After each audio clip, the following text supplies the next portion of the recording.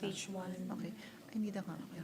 On page 1, line 16, after the word chain, insert the phrase which shall read as, comma, and ensure alignment with the state's policy on transition to a low-carbon future, consistent with the Sustainable Development Goals on increasing the share of renewable energy in the country's energy mix. I so move, Mr. President. Any objection to the proposed amendment?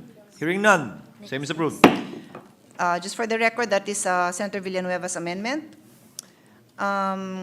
Next item is on page 2, line 12. After the word security, add the phrase, without impairment of contracts. I so move, Mr. President. Any objection? There being none, same is approved. This is the Senate President's amendment. Next item, on page 3, line 29, insert a period and a new sentence after the word corporation, which shall read, as used herein, control, in quotes, shall mean the power to direct or cause the direction of management policies as an inherent part of decision-making power. So move, Mr. President. Just to clarify, delete the semicolon and replace it with a period. And the amendment read will be a new sentence. Would that be correct? No. Insert a period. On page 3, line 29, insert a period and a new sentence after the word corporations. Exactly. So the Period semicolon first. will be deleted. Yes, yes. No, Kasi isisingit papasok po siya dun sa semicolon. Kasi kailangan pa rin ng semicolon. no, the semicolon will happen after the insertion, Mr. President. Just to clarify, thank you for the clarification. Any objection? There being none, same is approved. Thank you. That was a Senator Villanueva amendment. Next item is also a Senator Villanueva amendment on page 4, line 5. After the phrase shall be determined by the DOE, delete the phrase based on production levels of indigenous natural gas source and other relevant factors, and insert the phrase taking into account the production levels of indigenous natural gas sources, the capacity of existing and future PDNGI facilities, and other relevant factors to ensure a stable and reliable supply of natural gas. I so move, Mr. President. Any objection? There being none, amendment is approved. Thank you. That was a Senator Villanueva amendment. Next item is also a Senator Villanueva amendment. On page 5, line 13, delete the word condensers and replace with recondensers. I'll continue, Mr. President, because it's on the same page. Same page and same line number. After the word send out, insert the word systems. I so move, Mr. President.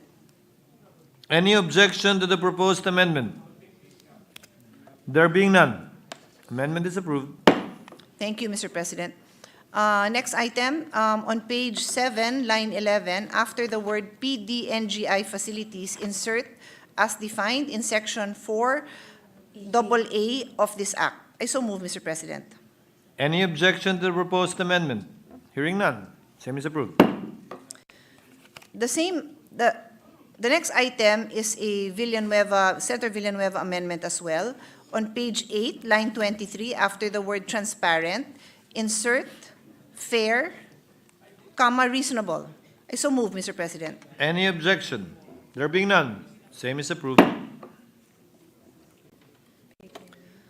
The next item, Mr. President, is also a Senator Villanueva amendment. It's on page 11, line 2. After the word act, insert a new sentence which shall read as, in reviewing applications for permits, the DOE shall ensure consistency of the application with the declaration of policies in this act, and that the proposed project is technically and financially viable by ensuring, among others, sufficient supply of imported LNG or indigenous natural gas and clear source of funding for the project. I so move, Mr. President. Any objection to the proposed amendment? There being none, same is approved. Thank you. The next item is an amendment coming from the Senate President. It's a few items, but all in the same section. On page 12, line 10, after the acronym EPIRA, delete the word end and replace it with a comma. And then on the same page, line 11, after the phrase power as may be, insert the words given to it under applicable law or, and then on the same page, delete line 13 to 17 and replace with, in comparing the price of indigenous natural gas or power produced therefrom with other fuel sources, the government share and other revenues in the production of the indigenous natural gas sold to power plants shall be taken into account. Then on the same page, delete line 18 to 20. I so move, Mr. President. Any objection to the proposed amendment? There being none, same is approved. Thank you. On page 15, line 10, after the word shall, delete the phrase exempt such project from the. And then on the same page, delete lines 11 to 12 and replace it with process the application for the certification precondition under Section 59, Chapter 8 of the IPRA in accordance with the processes provided in the Republic Act number 11234 or the Energy Virtual One-Stop Shop EVOS Act. I so move, Mr. President. Any objection to the proposed amendment? There being none, same is approved. Thank you.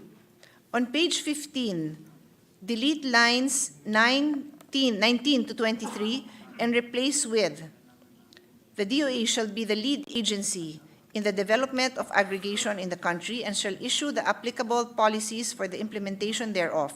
It may likewise delegate this function to any of its attached agencies and instrumentalities. I so move, Mr. President.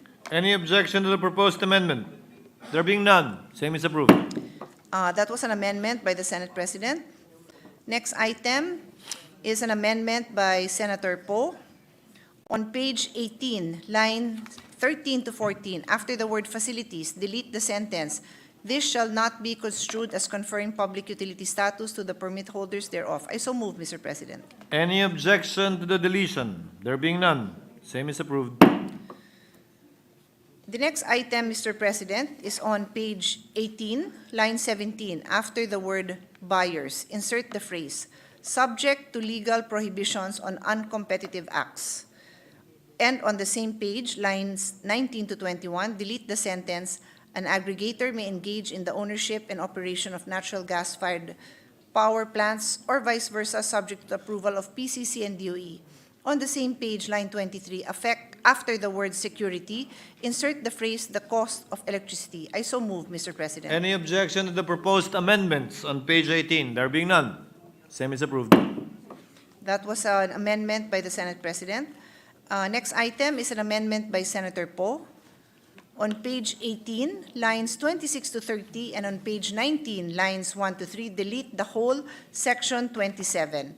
Renumber the succeeding section accordingly. I so move, Mr. President. Any objection to the proposed amendment? There being none, same is approved. Thank you. The next amendment is from Senator Villanueva. On page 19, line 26, after the word transparent, insert fair, reasonable. I so move, Mr. President. Transparent, comma, fair. After the word transparent, comma, insert fair, comma, reasonable. Any Comma, I so objection? move. There being none, same is approved. Thank you, Mr. President. On page 21, line 4, after the acronym DOH, comma, insert the acronym DOLE, comma. I so move. Any objection to the proposed amendment? There being none, same is approved. That was also a Senator Villanueva amendment. The next item is on page 22, line 14. After the word act, insert the phrase, provided, comma, that such acts or omissions are lawful and not contrary to the provisions of this act and its implementing rules and regulations. I so move, Mr. President. Any objection to the proposed amendment? There being none, same is approved. Thank you. The next item is a amendment of Senator Villanueva. On page 22, line 28, after the word act, insert the phrase, comma, as may be further amended. I so move, Mr. President. Any objection to the proposed amendment? There being none, same is approved. Thank you, Mr. President.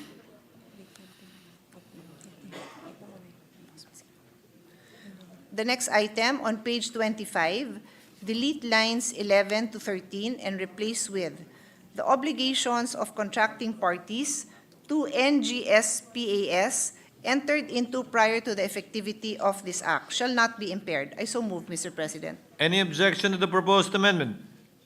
There being none, same is approved. That was an amendment of the Senate President. Next item is on page 26, after line 24, insert a new section which shall read as follows. Saving clause. The provision of Presidential Decree Number 87, otherwise known as the Oil Exploration and Development Act of 1972, shall remain applicable and shall not in any way be amended or repealed by the provisions of this act and its rules and regulations. Renumber the succeeding sections accordingly. I so move, Mr. President. Any objection to the proposed amendment? Okay. Hearing none, same is approved. That's all, Mr. President. Thank you. Thank you.